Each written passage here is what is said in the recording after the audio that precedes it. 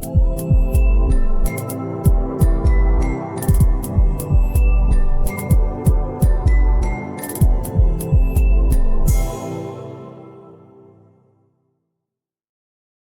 Students, good morning to all of you. कैसे हो आप लोग? उम्मीद करता हूँ बहुत अच्छे से होंगे और बढ़िया से अपनी प्रिपरेशन कर रहे होंगे। तो भाई आज के जो है 9 जनवरी के करंट अफेयर्स जो कि मैं आपके लिए लेके आ गया हूँ।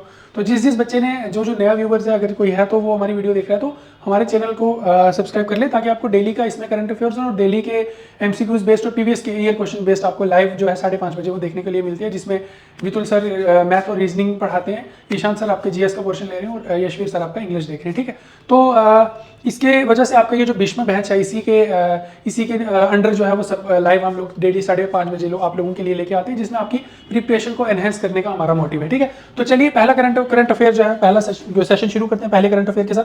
पहला क्वेश्चन है, who has been elected as the new president of athletics federation of India. देखो क्वेश्चन पूछा है कि ये स्पोर्ट्स का क्वेश्चन है, इंपॉर्टेंट क्वेश्चन है। नया एथलेटिक्स थोड़ा सा ना हटके है, जैसे आप लोग एक्सपेक्ट करते हो कि स्पोर्ट्स में हमें क्रिकेट के बारे में पूछेंगे, फुटबॉल के बारे में पूछेंगे। तो देखो स्टूडेंट्स, ऐसा जो है ना पैटर्न, ये वाला पैटर्न थोड़ा सा ओल्ड हो चुका है। ओल्ड नहीं हुआ, पूछते हैं क्वेश्चन, बट क्वेश्चन वो घुमा फिरा के पूछते हैं जो आपको समझ। तो आप लोग ऐसा क्वेश्चन छोड़ दोगे जो आपको लगेगा यार ये क्या क्वेश्चन है, ये तो आएगा ही नहीं। लेकिन जो क्वेश्चन थोड़ा सा हटके होता है ना, बड़े बोर्ड हमेशा यही टारगेट करते हैं कि हम बच्चों से ऐसा क्वेश्चन पूछें जो भले ही उन्होंने पढ़ा भी होगा लेकिन उनके माइंड में क्लिक नहीं करेगा, है ना। तो ये उन्हीं क्वेश्चंस में से एक है। देखो, who has been elected as the new president of athletics federation of India. Athletics federation के जो नए प्रेसिडेंट बने हैं रिसेंटली, वो कौन से हैं? ठीक है, सबसे पहले आपको बता दूं, एथलेटिक्स की जो फाउंडेशन हुई थी इंडिया में वो 1946 में हुई थी, लगभग 79 ईयर्स अगो। ठीक है, 1946 में जो है एथलेटिक्स की फाउंडेशन हुई थी, कहाँ पे? इंडिया में। तो उस हिसाब से भी हमारे लिए बहुत इंपॉर्टेंट हो जाता है, जिसका हेडक्वार्टर अगर हम बात करें प्रेजेंटली, हेडक्वार्टर इसका है न्यू दिल्ली में। ठीक है, अगर ये क्वेश्चन भी आपसे पूछा जा सकता है कि जो एथलेटिक्स फेडरेशन ऑफ इंडिया का जो हेडक्वार्टर कहाँ पे है। ठीक है, दिखने में बहुत इजी क्वेश्चन है लेकिन बहुत से बच्चों को नहीं मालूम होता। उसके बाद अगर बात की जाए कि प्रेसिडेंट के बारे में पूछा है, प्रेसिडेंट के बारे में तो हम डिस्कस करेंगे ही। जो अगर बात की जाए इसके वाइस प्रेसिडेंट की, तो वाइस प्रेसिडेंट है इसके अंजू बॉबी जॉर्ज। ठीक है, तो देखो ये कुछ ऐसे बेसिक्स हैं जिनको जो आपको हर एक ऑर्गेनाइजेशन के बारे में पता होना चाहिए। उसका हेडक्वार्टर कहाँ पे है, एस्टेब्लिशमेंट कब हुई, उसका प्रेसिडेंट कौन है, चेयरमैन कौन है। ये कुछ ऐसे बेसिक्स हैं जो आपको बहुत ही जो आपको मैं कह रहा हूँ कि माइंड के टिप पे होने चाहिए कि यार, जैसे इसरो का नाम आ रहा है तो आपके माइंड में ये हो कि कब इसकी एस्टेब्लिशमेंट कब हुई, किस इंडियन स्पेस रिसर्च ऑर्गेनाइजेशन है, 15 अगस्त 1969 में इसकी एस्टेब्लिशमेंट हुई। जैसे आपके माइंड में, टिप ऑफ माइंड में ये ऑर्गेनाइजेशन के नाम, उसके ईयर्स एस्टेब्लिशमेंट होने चाहिए। ठीक है, तो उसी तरीके से इसका भी इंडिया में ये जो है एथलेटिक्स फेडरेशन ऑफ इंडिया की शुरुआत 1946 में हुई, 79 ईयर्स अगो। हेडक्वार्टर इसका न्यू दिल्ली में और जो इसके वाइस प्रेसिडेंट है वो है अंजू बॉबी जॉर्ज। ठीक है, चलिए, और अगर इसके अलावा एक और बात करें कि जब मतलब अब बात करेंगे जब 1946 में जब ये इसके बारे में चर्चा हुई, एथलेटिक्स फेडरेशन ऑफ इंडिया जो है इंडिया में आना चाहिए, तो किस मतलब कौन से ऐसे लोग थे जिनके माइंड में ये चीज़ आई होगी, या कौन से ऐसे ऑर्गेनाइजेशन थी, कोई ऑर्गेनाइजेशन थी, कोई इंडिविजुअल था कि इसके माइंड में ये चीज़ आई होगी यार कि इसके बारे में हम चर्चा करते हैं कि ये चीज़ जो है हम इंडिया में भी लेके आते हैं, इसकी शुरुआत करते हैं। ठीक है, तो उसमें एक पहला नाम आता है जी.डी. सोदी। ये एक उस वक्त के जो है स्पोर्ट्स के बहुत ही रिनोड पर्सन थे, जो काफ़ी सारी अचीवमेंट्स फॉरेन से करके आए थे। ठीक है, उसके बाद एक और इंसान थे, महाराजा यजेंद्र सिंह। महाराजा यजेंद्र सिंह, इन्होंने सबसे पहले जो है एथलेटिक फेडरेशन ऑफ इंडिया का जो है वो इंट्रोड्यूस करवाया इंडिया में, जो सबसे पहले इन्होंने इनिशिएटिव लिया। ठीक है, चलिए अभी आते हैं अपने मेन पॉइंट की तरफ। क्वेश्चन क्या है कि नए president of athletic federation of India कौन से हैं? तो इसका जो करेक्ट आंसर है स्टूडेंट्स वो है बहादुर सिंह सागो जो है वो शॉर्ट बॉल, हैंड पुट जो बॉल होता है, बॉल पुट, वो उसके इंडियन इंटरनेशनल चैंपियन रहे हैं। ठीक है, मेन शॉर्ट पुट जिसको बोलते हैं, तो उसके इंटरनेशनल चैंपियन रहे हैं, तो उनको जो है president of athletic federation of India नया बनाया गया है। ठीक, चलिए रिपोर्ट देखते हैं कि उसके बारे में, उनके बारे में थोड़ा सा देख लेते हैं। Bahadur Singh Sagoo, Asian Games champion in men's shot put. ठीक, elected as the new president of athletics federation of India, AFI, जिसकी शॉर्ट टर्म यूज होती है AFI। ठीक है, election announce during the 2 days annual general meeting in Chandigarh 7 January 2025। ठीक है, 7 January 2025 में जो है इनको ये इस एजाज से नवाजा गया कि वो प्रेसिडेंट ऑफ इंडियन फेडरेशन बनेंगे। ठीक है, उसके बाद बहादुर सिंह ने जो है Adille Sumariwalla who served as AFI president since 2012, इन्होंने सक्सीड किया किसको, एडिले समरीवाला। इनको इससे पहले जो इलेक्शन कमीशन जो इसके प्रेसिडेंट थे वो थे एडिले समरीवाला, जिनको इन्होंने सक्सीड किया, जो 2012 से अभी तक जो रहे हैं, ठीक है। Sandeep Mehta former senior joint secretary elected as the secretary of AFI during the meeting. इसी दौरान जो है इसके जॉइंट सेक्रेटरी कौन है, संदीप मेहता, ठीक है, वो है, इन्होंने जॉइंट सेक्रेटरी जो है वो ज्वाइन किया। उसके बाद India will host the first वो world athletic continental tour level events on 10 August 2024-25 को जो है 10 अगस्त 2025 को जो India first athletic continental tour जो है वो होस्ट करने वाला है, ठीक है। ये कुछ बेसिक्स थे जो मैंने ऐड ऑन किए हैं, तो इसका जो करेक्ट आंसर आएगा वो आएगा बहादुर सिंह सागो। और ये जो है ये इनको सक्सीड किया है इन्होंने 2012 से लेके 2024 तक ये बने हैं। उसके बाद ये बने हैं प्रेसिडेंट, फ्रॉम वाइस प्रेसिडेंट से प्रेसिडेंट बने, ठीक है। तो ये कुछ बेसिक इन्फॉर्मेशन थी एथलेटिक फेडरेशन ऑफ इंडिया के बारे में। तो होप्स हो कि आपको ये याद रहेगा, और होप नहीं करना, इसको अच्छे से याद रखना है हर चीज़ का पॉइंट टू पॉइंट। चलिए सेकंड क्वेश्चन अगर हम देखते हैं, who has been appointed as the chairman of ISRO. ISRO की बात की थी, इसरो का क्वेश्चन आ गया कि किसको अभी अभी हाल ही में न्यू चेयरमैन ऑफ इसरो बनाया गया, ठीक है। तो स्टूडेंट्स देखो, सबसे पहले जैसे हमने उसके बारे में बात की, तो आपको इसरो के बारे में भी कुछ पता होना चाहिए। सबसे पहले इसकी बता दूं कि इंडियन स्पेस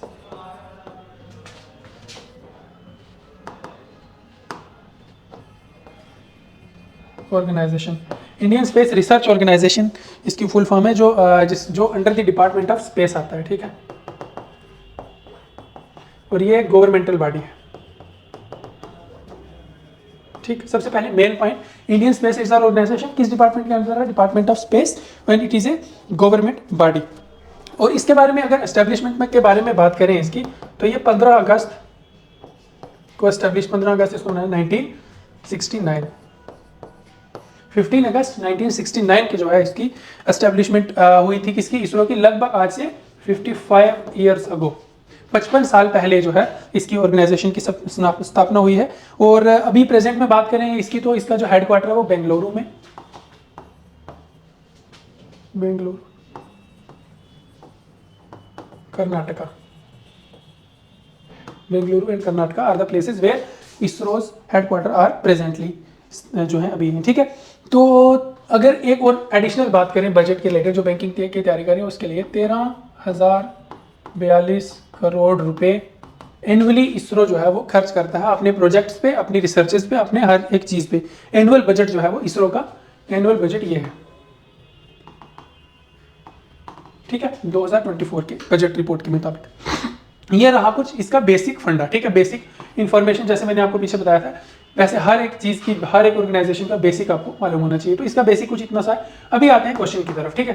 क्वेश्चन ने क्या पूछा है कि इसरो का न्यू चेयरमैन जो है किसको अपॉइंट किया। देखो, इसरो का जो न्यू चेयरमैन है वो है V Narayan, new chairman of ISRO is V Narayan, ठीक है। अभी एक बार इनके बारे में भी देख लेते हैं, वी नारायण जी कौन है। तो देखो, V Narayan appointed as the chairman of ISRO and secretary of department of space, ठीक है। Secretary of department of space और इसरो के चेयरमैन कौन है, वी नारायण, ठीक है। उनको secretary of department of space भी और चेयरमैन ऑफ इसरो, दो उनके अंडर जो है ये दो डिपार्टमेंट किए गए हैं, ठीक। He will assume office on January 14 succeeding S Somnath. इससे पहले जो चेयरमैन थे उनका नाम था एस सोमनाथ, और ये 14 जैन को जो है वो अपनी कुर्सी संभालेंगे, अपनी ज्वाइनिंग जो है वो करेंगे। उसके बाद वो करंटली जो है वो सर्व कर रहे थे director of liquid propulsion system centre LPC of ISRO. इसी इसरो का डिपार्टमेंट है director liquid propulsion system centre, जो जिसको वो डायरेक्टरेट कर रहे थे इससे पहले, ठीक है। उसके बाद इनकी जो पोस्टिंग थी पहले इससे वो थी वलियामाला केरला में, ठीक। जो मेन पॉइंट्स हैं वो आप लिखते जाइए कि पहले इसके चेयरमैन जो है वो ये दो चीज़ के डिपार्टमेंट इनके अंडर आया, secretary of department of space and chairman of ISRO, कि जिन्होंने इसको सक्सीड करके जो जिनको ये बने हैं वो थे एस सोमनाथ।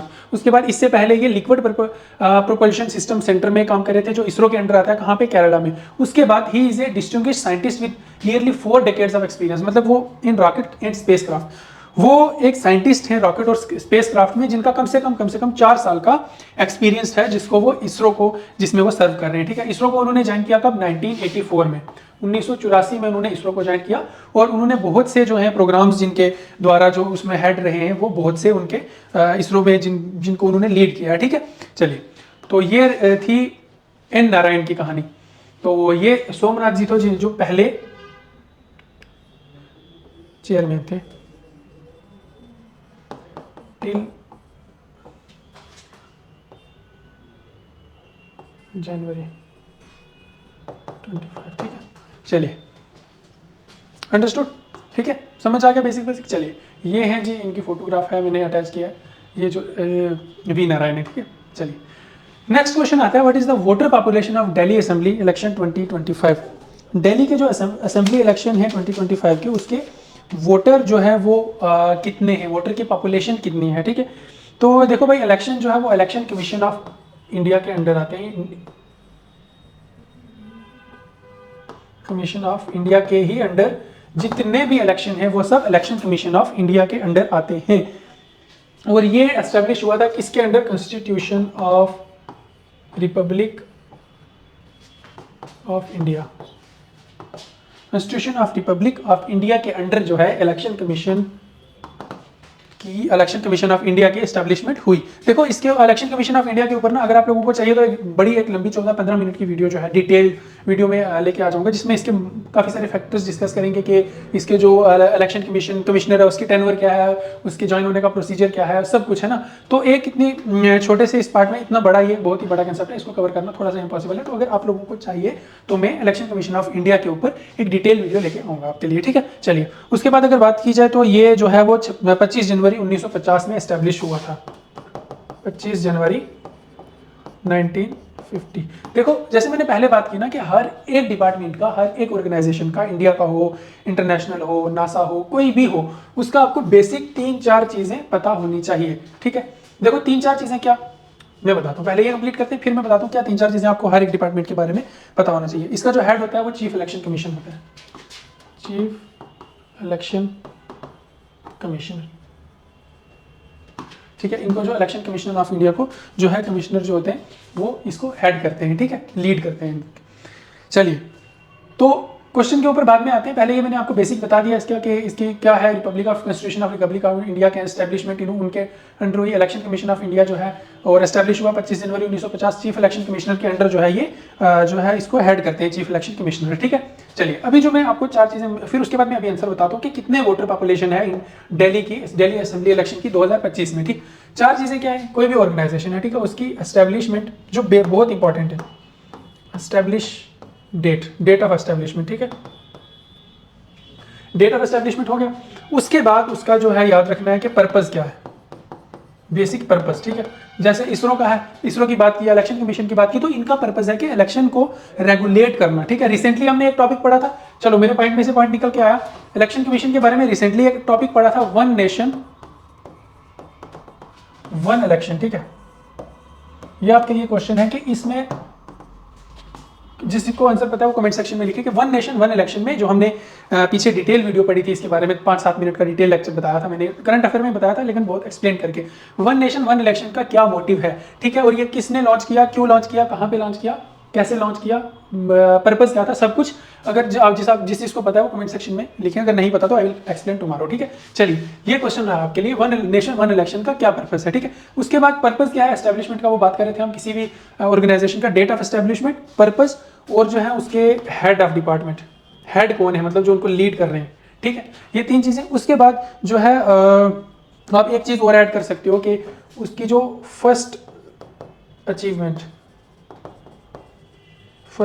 है ना, तो ये कुछ ऐसी बेसिक चीजें हैं जिनको आप ऐड कर सकते हो अपने उसमें, जिसमें उसके बाद एक और चीज ऐड कर सकते हो कि एस्टेब्लिश्ड बाई, किसने एस्टेब्लिश किया, ये तो डेट ऑफ एस्टेब्लिशमेंट हो गया, उसके साथ एस्टेब्लिश बाई के किसने एस्टेब्लिश किया और इसका क्या जो है वो इसका पर्पस क्या है एस्टेब्लिश करने का, ठीक है।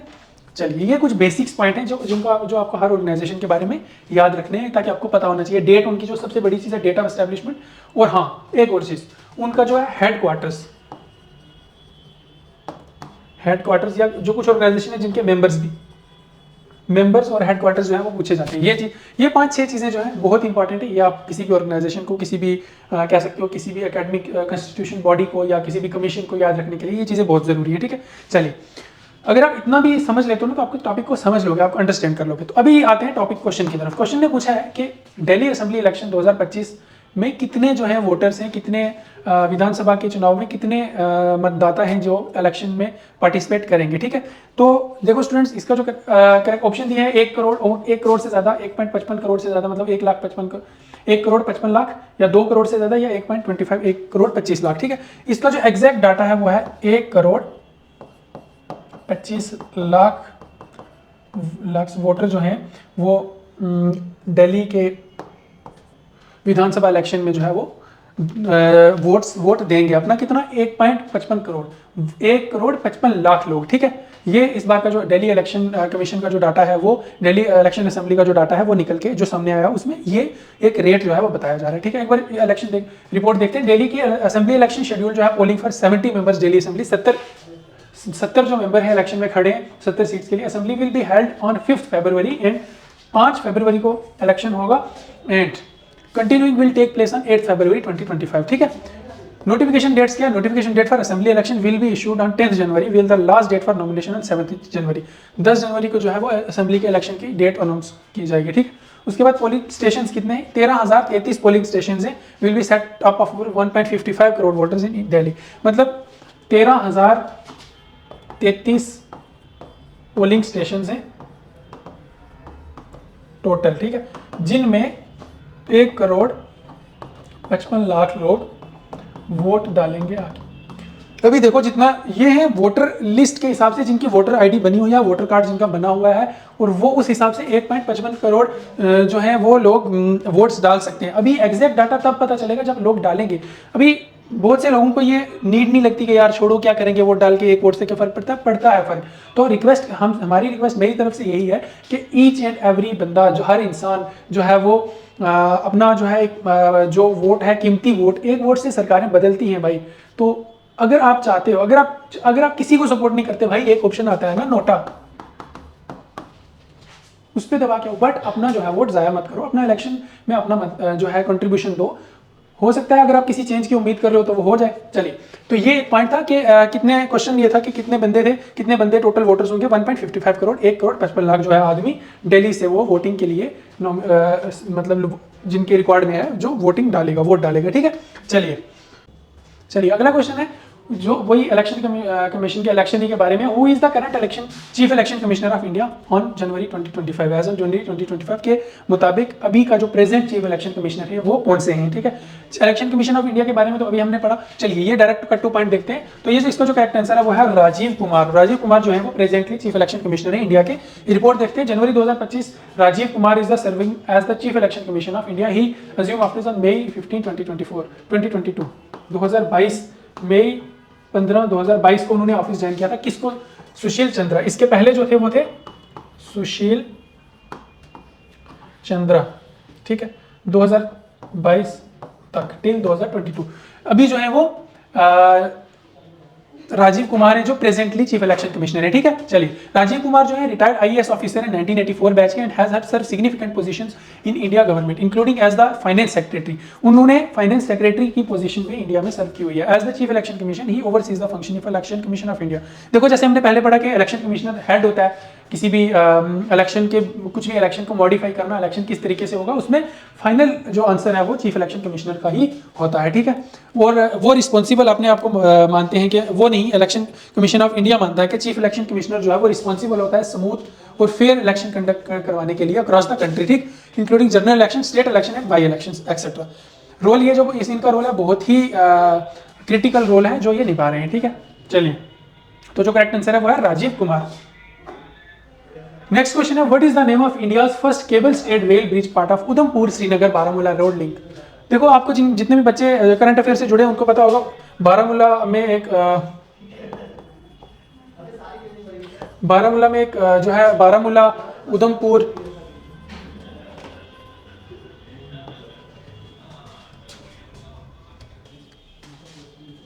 श्रीनगर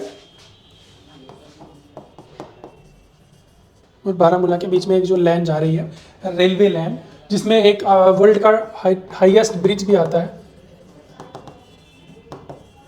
रियासी में, ठीक है। वो ये जो पूछ रहे हैं कि ये जो ऐसा कौन सा ब्रिज है, इसका क्या नाम है ब्रिज का, जो इस रेलवे लाइन पे बारामूला श्रीनगर उधमपुर की रेलवे लाइन पे जो है वो स्थित है, ठीक है। तो इसका जो नाम है वो है स्टूडेंट्स अंजी खाद ब्रिज। अंजी खाद ब्रिज इसका नाम जो है वो रखा गया, ठीक है ना। तो देखो इसका नाम अंजी खाद क्यों रखा गया, देखो ये माना जाता है कि अंजी रिवर है जो वहां पे बहता है, और खाद बोलते हैं खाई को,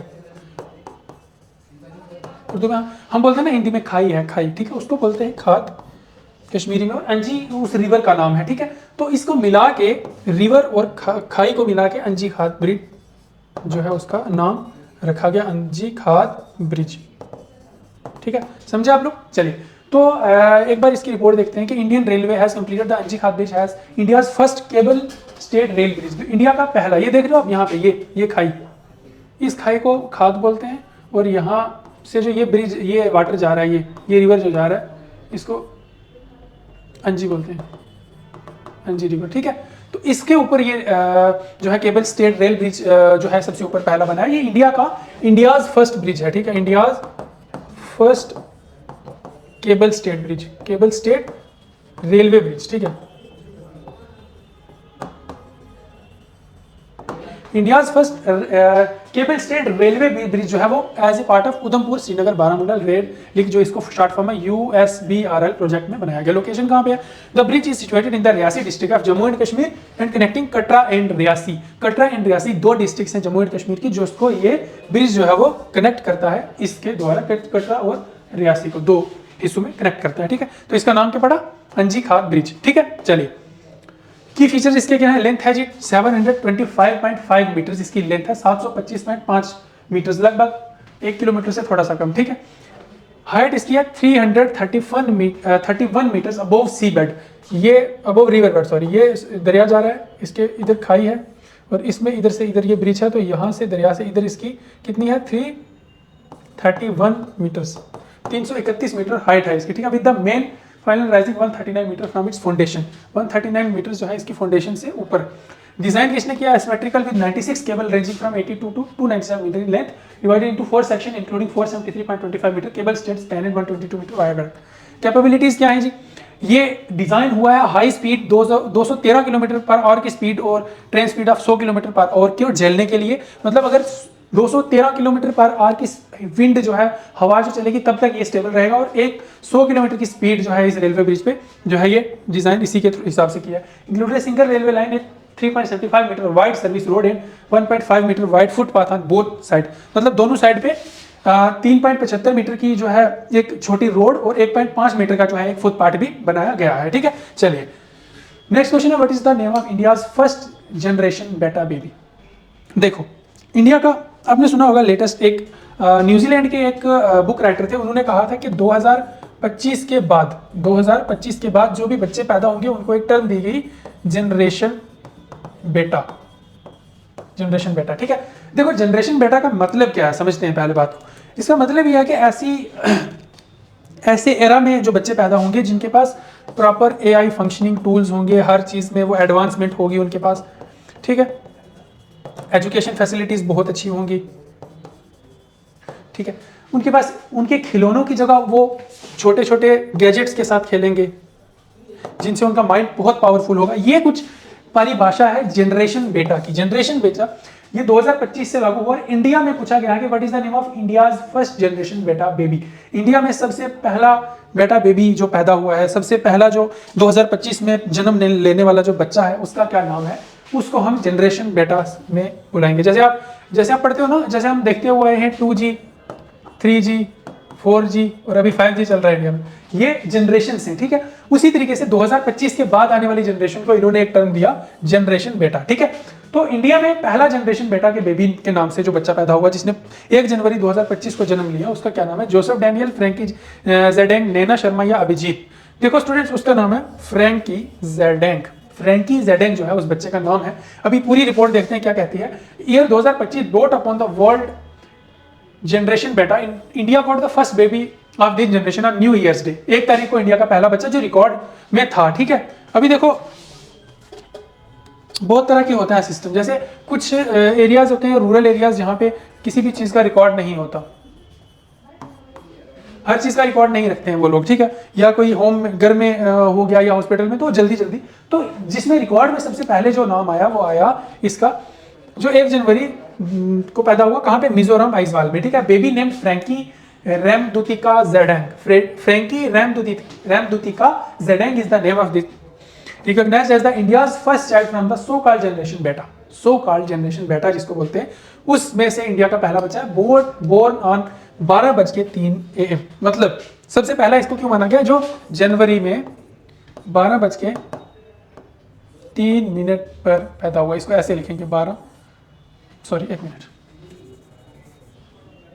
जो रात का 12 बजते हैं ना उसको ऐसे लिखते हैं, ठीक है। या अगर दूसरी तरह 12 लिखना है तो इसको 12:03 करके AM कर दो, ठीक। ऐसे लिखोगे तो समझ जाएगा रात का है, इसको आप ऐसे देखते हो रात को उल्लू की तरह, ठीक है। चलो, तो ये जो है 12:03 पे पैदा हुआ 1 जनवरी को 2008, Synod hospital at Durtlang Aizawl. The healthy newborn baby weight is 3.12 kilograms, ठीक है। Term generation beta was coined by Australian futurist Mark McCrindle to describe the demographic current successor generation alpha 2010 से 2024 तक, ठीक है। It is referred to the second letter, the Greek alphabet symbolic a new chapter in the generation timeline, ठीक। चलो, ये तो थोड़ा सा हिस्ट्री है, ये आप लोग नहीं भी पढ़ोगे। ये अगर क्वेश्चन आ गया तो आप कि न्यू जो जनरेशन बेटा है उसमें जो सबसे पहला बच्चा है वो कहाँ का है पूछ सकते हैं, मिजोरम आइजवाल का है, और वो कब पैदा हुआ, 12:03 पे पैदा हुआ, और उसका नाम क्या है, फ्रैंकी रैमदुतिका जेडेंग, ठीक है। चलिए next question, what is the new improvement and modification of e Shram portal. E Shram portal का जो है नया मॉडिफिकेशन क्या है। देखो भाई, ई श्रम पोर्टल के बारे में तो सबको पता है,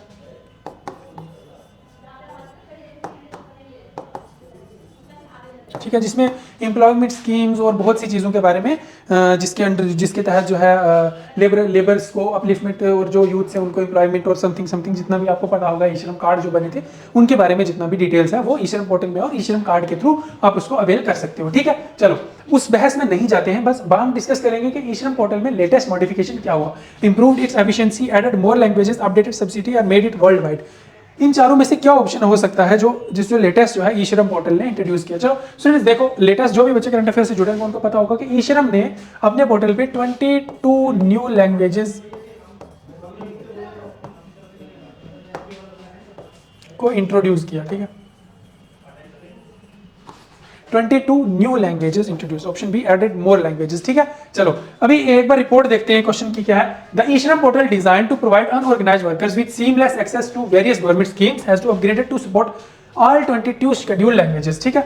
22 शेड्यूल लैंग्वेजेस अभी इसमें अवेलेबल होंगी, ठीक है। The enhancement launch by union minister of labour and empowerment doctor Mansukh Mandaviya aims to make the portal more accessible worker across India. पूरी इंडिया में हर बंदा जो है प्रॉपर उससे ले सके। इनिशियली इसमें पहले जो है इंग्लिश, हिंदी, कन्नड़ा एंड मराठी था। Bhashini project facilitate this multi language upgrade. जिस प्रोजेक्ट के अंडर ये मल्टी लैंग्वेज अपग्रेडेशन हुआ उसका नाम है बशिनी प्रोजेक्ट। बाशिनी मतलब भाषा बोलते हैं लैंग्वेज को। Bhashini project facilitate the multi language upgrade. Purpose क्या, to increase accessibility for unorganised workers, ठीक है। दुनिया के, इंडिया के हर कोने में इसकी जो है एक्सेसिबिलिटी पहुंचाने के लिए इसका लैंग्वेजेस को बढ़ाया गया, ठीक है।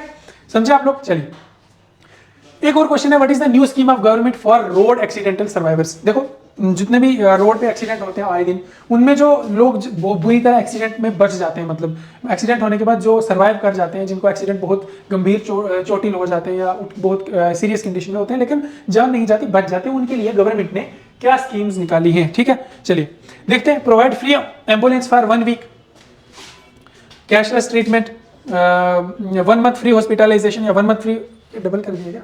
चलिए इन तीनों में से ऑप्शन, ठीक है, ये इतना हिंट आपको दे दिया। चलो तो गवर्नमेंट, यूनियन गवर्नमेंट ने जो है क्या स्कीम निकाली है स्टूडेंट्स, नितिन गडकरी ने, यूनियन गवर्नमेंट के, उन्होंने ये स्कीम निकाली है कि अगर जो एक्सीडेंटल सर्वाइवर है उसको हम लोग कैशलेस ट्रीटमेंट देंगे up to 1.25 lakhs for 7 days, ठीक है। 1.25 लाख रुपए उसको जो है वो दिए जाएंगे। सॉरी 1.25 नहीं, 1.5 है, 1.5 लाख रुपए, ठीक है, 1.5 lakh rupees for 7 days treatment उसको दिए जाएंगे। रिपोर्ट देखते हैं क्या बोला उन्होंने। देखो, union minister of road transport and highways Nitin Gadkari ने अनाउंस किया कि वो एक कैशलेस एड प्रोवाइड करेंगे उस बंदे को जो एक्सीडेंट में जो भारी मात्रा में चोटिल हुआ है, जिसको चोटिल हुआ है, जो बहुत ही ऐसी सिचुएशन में है जिसको ट्रीटमेंट की बहुत ज़रूरत है, या एक्सीडेंट में वो बहुत ही खतरनाक जिसका एक्सीडेंट हुआ जो बच गया एक्सीडेंट में, तो उसको अनाउंस किया है नितिन गडकरी ने कि वो 1.5 लाख का एक ट्रीटमेंट का एक प्रोवाइड करेंगे उसको 7 दिन तक हॉस्पिटलाइजेशन का खर्चा, ठीक है, एक्सीडेंटल सर्वाइवर्स के लिए। स्कीम जो है वो अक्रॉस ऑल दी स्टेट्स है मार्च 2025 के बाद। मार्च 2025 के बाद जो है ये पूरी इंडिया की हर स्टेट में ये स्कीम लागू हो जाएगी। Minister also reveal new take based inventions for heavy vehicles. इन्होंने वो बोला कि बड़ी व्हीकल्स के लिए और भी काफ़ी, ताकि वो एक्सीडेंट कम हो, इंप्रूव रोड सेफ्टी स्टैंडर्ड्स को इंप्रूव करने के लिए और भी इन्होंने काफ़ी बातचीत की। Gadkari highlights India's rising road facilities and propose solution to tackle the shortage of skilled drivers along with upgrade of emissions and vehicle safety standards. उन्होंने और भी बात की कि हम लोगों को अपना व्हीकल में अपग्रेडेशन लानी पड़ेगी और जो जितने भी अनऑर्गेनाइज्ड और स्किल ड्राइवर्स नहीं है उनको जो है ड्राइविंग लाइसेंस नहीं देना और ट्राई करना है कि रोड पे स्किल ड्राइवर ही चले, ठीक है। तो कुछ और उन्होंने कहा कि announce by Nitin Gadkari cashless treatment scheme for road accident survivors, pilot initiative providing cashless treatment up to 1.5 lakh for 7 days to accident survivors, ठीक है, जो हमने पढ़ा। करंटली एक्टिवेटेड कहाँ पे, अभी आसाम, चंडीगढ़, पंजाब, उत्तराखंड, पौंडीचेरी एंड हरियाणा में ये स्कीम जो है लागू है, जिसकी वजह से 6840 बंदों को इसकी स्कीम की वजह से बेनिफिट हुआ है, ठीक है। स्कीम जो है वो 2025 मार्च तक पूरी इंडिया में एक्सपेंड हो जाएगी, जिसकी वजह से एम इसका करते हैं कि 50,000 लाइफ जो है वो annually during the golden hour first hour of accident जो है वो सेव की जा सके। 1 घंटे से जिसका एक्सीडेंट होता है तो उसके 1 घंटे पे पहले 50,000 जिंदगियां सेव की जा सके। और इन्होंने बात की कि हम ट्राई कर सकते हैं कि एक्सीडेंट का जो काजेज हैं उनको कम किया जाए, जिससे एक्सीडेंटल ट्रेजिडीज हैं वो कम हों, ठीक है। चलिए, तो स्टूडेंट्स आज के लिए इतना ही। जिन ने चैनल को सब्सक्राइब नहीं किया कर ले प्लीज़, और अपना 5:30 बजे तैयार रहें, क्योंकि आज मैथ्स के विजुअल सर जो है वो आपके लिए लाइव लेक्चर्स लेके आ रहे हैं 5:30 बजे। तो तब तक के लिए अपने मुझे भी इजाज़त। Thank you so much.